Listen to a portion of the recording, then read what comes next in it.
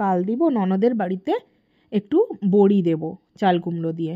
অবশ্য মানে আমার ঘরের বড়ি, কিন্তু দেব ননদের বাড়িতে। তার জন্যে দেখো প্রথমে আমি সন্ধেবেলা চাল কুমড়োটাকে পরিষ্কার করে কেটে নিচ্ছি, আর বীজগুলো বাদ দিয়ে মিক্সিতে একটু পেস্ট করে নেব আর ঝুলিয়ে রেখে দেবো। দিয়ে রাত যখন 10টার দিকে শুতে যাব তখন কিন্তু ছাইয়ের মধ্যে ঢুকিয়ে দেব, যাতে রসটা খিঁচে নেয়। বা তোমরা এমনি ঝুলিয়েও রাখতে পারো, ভারী কিছু চাপিয়ে দিতে পারো। তো দেখো তো পরের দিন কিন্তু আমি সকালবেলা চলে এসেছি এখানে, আর নিয়ে চলে এসেছি চাল কুমড়ো আর বিহিরির সাথে আদা, কালো জিরে, সাদা জিরে সব মিশানো হয়ে গেছে। দিয়ে এবার কিন্তু লবণ দিয়ে আমরা ছাদের উপরে ননদের বাড়ি চলে এসেছি। এই যে আমার ননদ, আমার সেজ ননদ রুক্মিণী, তো তার বাড়িতেই চলে এসেছি। ছাদের উপরে বসে গেছি সবাই মিলে। আর গ্রামের আড্ডা দেখো, সবাই বড়ি দিতে দিতে কেমন আড্ডা চলে। হিরোইন আর ক কিরকম বড়িটা দিতে হবে আরে ক আজকে বড়ি দেওয়া হবে। আমি তো কই দিবা কিন্তু গ্রামের বউ মানে যে দেয়টে, এটা তো গোটে তুলি ধরতে হবে জিনিসটাকে। তো তাইলে আজকে আমাদের বড়ি দেওয়া হচ্ছে। হ্যাঁ, এটা সবকিছু দিয়ে মাখানো, এটা দিয়ে মাখানো হলো। কি দিয়ে মাখানো হলো? লঙ্কা, জিরা, আদা, ঠিক আছে, গ্রামের ভাষা, ঠিক আছে।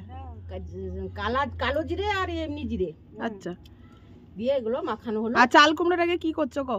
চাল কুমড়োটাকে মাখানো হয়েছে মিক্সিতে আগে পেস্ট করে নিয়ে তারপরে ভালো করে ধুয়ে ছেঁকে ছাইয়ের ভিতরে ঢুকিয়ে দেওয়া হয়েছিল, রসটা খিঁচে গেছে।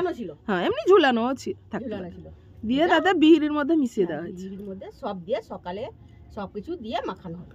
বাস, এবার ফেটানো হবে, সবাই বসে গেছে, আর এই নেটের উপরে দেওয়া হবে বাস।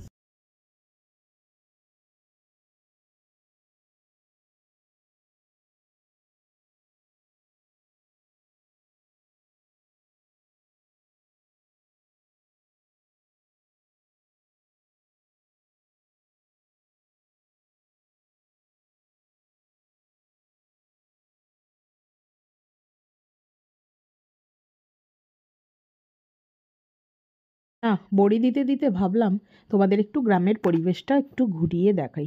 দেখো ছাদ থেকে কি সুন্দর লাগছে, সকাল সকাল একদম প্রত্যেকের ঘরে কিন্তু যে যার কাজে ব্যস্ত, কেউ বা বেরিয়ে যাচ্ছে। এই দেখো পাশে একদম লাউ গাছ, গোটা ছাদ ভর্তি হয়ে গেছে।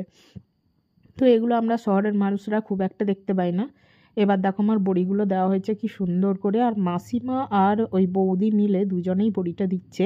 আমি অবশ্য অল্প স্বল্প ফেটিয়ে দিয়েছি ওদেরকে, 3-4 জনে মিলে ফেটিয়ে দিলে ওরা কিন্তু তাড়াতাড়ি করে জাস্ট বড়িটা